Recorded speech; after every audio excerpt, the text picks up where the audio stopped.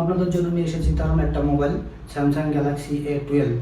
এই ফোনটা গেল 2 বছর আগে বাংলাদেশ মার্কেটে লঞ্চ করেছিল। এখন স্যামসাং স্টোরে আর এই A12টা পাওয়া যায় না, তবে আপনারা কিন্তু লোকাল মার্কেটে এখনও এই ফোনটা পেয়ে যাবেন। 2 বছর পরে আসলে এই ফোনটার কী অবস্থা, এখন আদৌ কিনা ঠিক হবে কিনা, ক্যামেরা, বিল্ড কোয়ালিটি এবং ওভারঅল স্যামসাং গ্যালাক্সি A12 ফোনটা কেমন হবে, সেটা আপনাদেরকে আজকে আমি আমার এই শর্ট রিভিউর মাধ্যমে জানিয়ে দেব।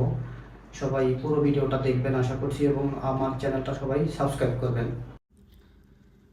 স্যামসাং A12 ফোনটা খুবই শক্তপোক্ত এবং সলিড একটা ফোন। এই ফোনের কিন্তু 3টা কালার ভেরিয়েন্ট রয়েছে। আমার কাছে যেটা দেখতে পাচ্ছেন সেটা হচ্ছে ব্ল্যাক কালারের একটা ফোন, আর এই ব্ল্যাক কালারটা কিন্তু সবচেয়ে বেশি সুন্দর লাগে দেখতে। সামনে আছে 6.5 ইঞ্চির একটা IPS ডিসপ্লে।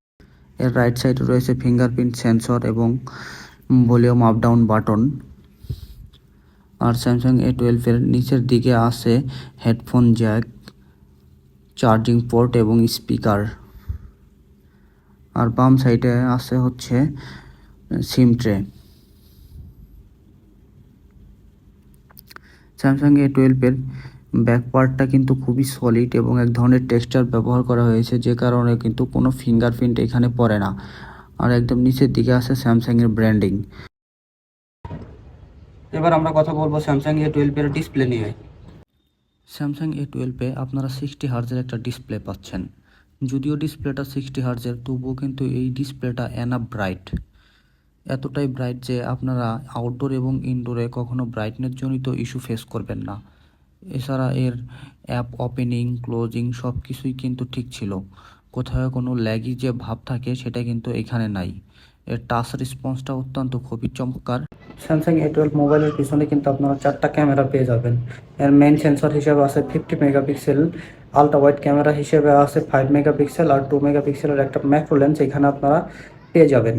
এই বাজেটে যে সমস্ত মোবাইল এখন নতুন পাওয়া যায়, সেই সমস্ত মোবাইলে কিন্তু আপনারা আলট্রা ওয়াইড লেন্স পাবেন না। সেখানে শুধুমাত্র একটা সেন্সরই পাওয়া যায়, যেটা মেইন সেন্সর। সেই হিসেবে 2 বছর আগে মোবাইলটা লঞ্চ করলেও কিন্তু আপনারা একটা আলট্রা ওয়াইড লেন্স পেয়ে যাচ্ছেন, যেটা কিন্তু আপনাদের ছবি তুলতে অনেক সাহায্য করবে। এই ছবিগুলো সকাল 11টার দিকে তোলা। ছবির ক্লিয়ার কিন্তু মোটামুটি ভালোই আছে, আকাশের ক্লিয়ারনেসও ভালো, শার্পনেস ভালো, শুধু ডিটেলসটা একটু কম পাবেন এইখানে। আর একটু হচ্ছে ব্রাইট কম হয়, রাতের বেলা আশানুরূপ ছবি পাবেন না। সেলফি ক্যামেরা দেখতেই পাচ্ছেন, এটা অনেক একটু স্মুথ করে দেয় এবং একটু ব্রাইট করে দেয়। আর এর ভিডিও আসলে খারাপ না, চলনসই ভিডিও এই বাজেটে আপনারা পেয়ে যাবেন। কিন্তু এই ভিডিওর স্টেবিলাইজেশন কিন্তু একদমই নাই, এটা কিন্তু অনেক নড়াচড়া করে এবং শেকি ভিডিও আসে, কিন্তু ভিডিও ক্লিয়ার আছে।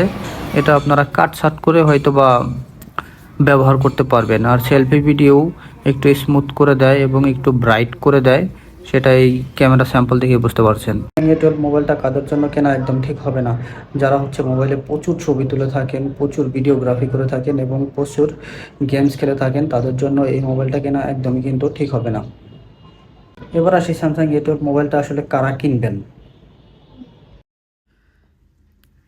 সোশ্যাল মিডিয়া যারা প্রচুর পরিমাণে ইউজ করে থাকেন, সারাদিন যারা ফেসবুকে গোতাগুতি করেন, আবার প্রচুর ব্রাউজিং করে থাকেন, ইউটিউবে যারা প্রচুর মুভি দেখেন, নাটক দেখেন, তাদের জন্য স্যামসাং A12 ফোনটা আদর্শ হতে পারে।